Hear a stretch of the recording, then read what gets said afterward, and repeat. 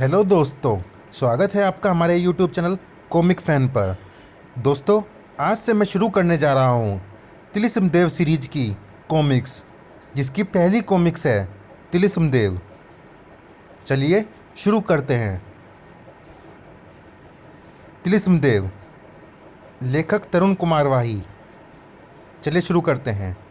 किसी समय शातुल्य नगरी के राजा शातुल्य देव ने संतान प्राप्ति के लिए विष्णु भगवान की घोर तपस्या की।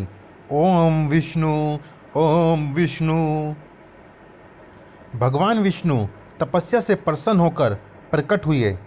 हम तुम्हारी तपस्या से प्रसन्न हैं राजन, मांगो, क्या वर मांगते हो।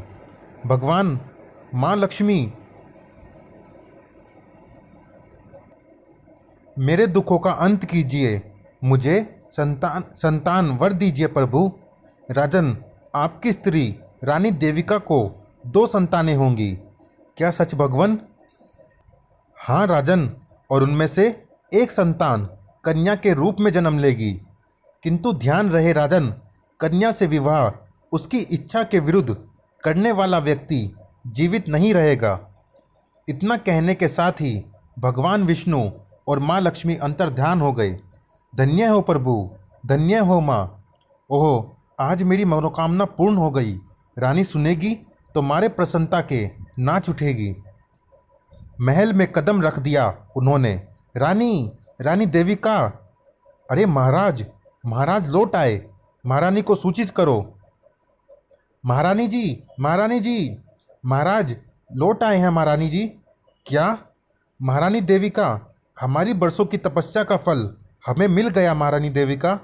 महाराज, आह! सहसा महारानी देविका लड़खड़ा कर गिर पड़ी। आह महाराज, महारानी का क्या हुआ तुम्हें? अरे महारानी जी को क्या हुआ? कुछ ही देर बाद राजवैद्य ने महारानी देविका का निरीक्षण करने के पश्चात घोषणा की। बधाई हो महाराज, महारानी जी माँ बनने वाली हैं और आप पिता बनने वाले हैं। माँ, क्या सच? फिर भगवान विष्णु और लक्ष्मी के वरदान के फलस्वरूप रानी देविका ने कन्या एवं पुत्र को जन्म दिया। आज हम बेहद प्रसन्न हैं रानी देविका, बेहद प्रसन्न हैं आज हम। कन्या का नाम महक और पुत्र का नाम शतबली रख दिया गया। राजकुमार और राजकुमारी घोड़ों पर बैठेंगे। राजकुमार शतबली की शिक्षा दीक्षा गुरुकुल में शंकराचार्य की देखरेख में चलने लगी।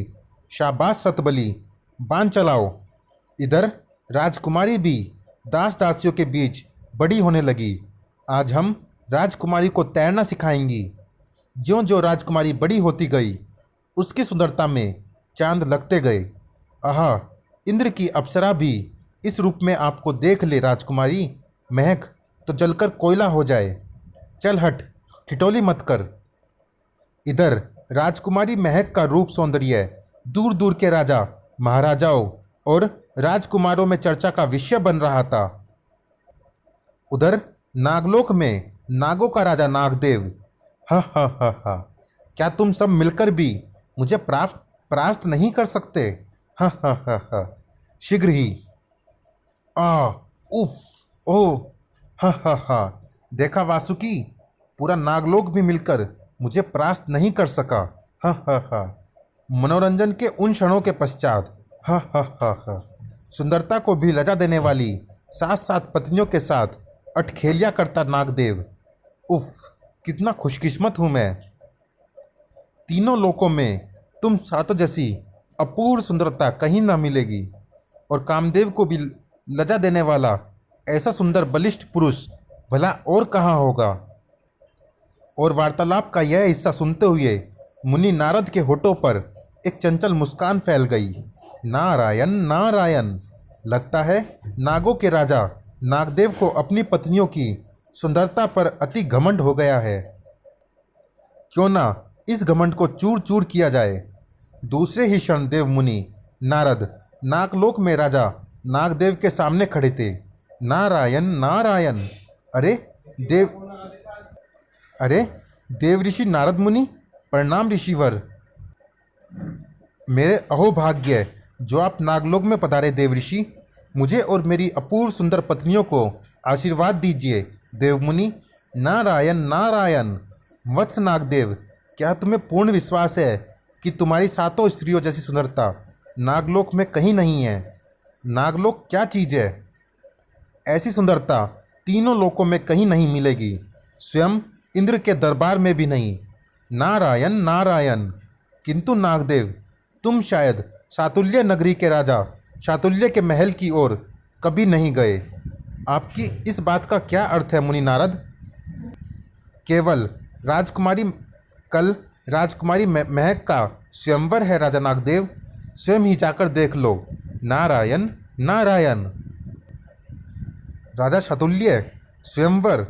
हम अवश्य जाएंगे मुनिवर। अगले दिन नागलोक की बाम्बी से एक नाग बाहर निकला। नाग नागदेव में परिवर्तित हो गया। मुझे मनुष्य के ही वेश में शातुल्य महल जाना होगा।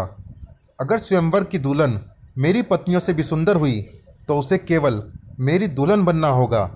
उधर महल में चलिए राजकुमारी महक, स्वयंवर में अनेक राजा राजकुमार बड़ी ही बेसब्री से आपका इंतजार कर रहे हैं। स्वयंवर आरंभ हुआ। यह वरमाला लो पुत्री और अपने लिए उचित वर का चुनाव करो। जो आज्ञा पिताजी। राजकुमारी महक के रूप सौंदर्य का जादू उपस्थित प्रत्येक विशिष्ट व्यक्ति पर पड़ा हुआ था। उफ, पता नहीं ये परी किसके गले में वरमाला डालेगी। अद्वितीय सुंदरी, मेरे जैसा बलिष्ठ और सुंदर पुरुष तो यहाँ कोई दिखाई नहीं पड़ता। राजकुमारी महक सभी राजाओं व कुमारों के निकट एक चक्कर लगाकर जैसे ही एक राजकुमार के निकट पहुंची, ठहरो। एक पल के लिए सबको जैसे सांप सूंघ गया। स्वयं नागदेव भी राजकुमारी महक के सुंदर चेहरे पर अटक कर रह गया। उफ, गजब की सुंदरता। हिरनी से नयन, कमल, सीप से होठ। तुम मेरी हो राजकुमारी महक, मेरी हो तुम। इस वरमाला पर केवल मेरा अधिकार है। इसे मेरे गले में डाल दो हे सौंदर्य प्रतिमा। दूसरे पल ही कई तलवारों से घिर गया वह। ओह, कौन हो तुम? आपने अपने दामाद को अभी तक नहीं पहचाना महाराज? हाँ पिताश्री। तेरी ये जुर्रत! उड़ा दो इस गुस्ताख की गर्दन। राजा शातुल्य का आदेश मिलते ही कई तलवारें नागदेव पर झपट पड़ी। ठीक उसी पल साएं साएं, हा हा हा हा, साएं। अरे यह तो सांप है। सांप सांप, मायावी। नागदेव उछलकर राजकुमारी महक के गले में जा लिपटा। आह, बचाइए हमें। यह देख राजा शातुल्य चीख पड़े। दुष्ट, अगर तूने राजकुमारी को उसकी इच्छा के विरुद्ध अपना बनाने की चेष्टा की तो माँ लक्ष्मी का आशीर्वाद तेरे लिए शाप बन जाएगा। हा हा हा हा, मुझे शाप से भयभीत मत करो राजन। मैं राजकुमारी महक को देख लेने के बाद अब छोड़ नहीं सकता। सब लोग मेरे रास्ते से दूर हट जाओ, अन्यथा अपनी तबाही के लिए आप स्वयं जिम्मेदार होंगे। मायावी दुष्ट, दूर हो जा हमसे। हम तुझसे नफरत करते हैं। राजकुमारी महक, हम सौंदर्य के पुजारी हैं। हम तुम्हारी नफरत को मोहब्बत में बदल देंगे। खबरदार, कोई आक्रमण ना करे। पिताश्री, हमें बचाइए।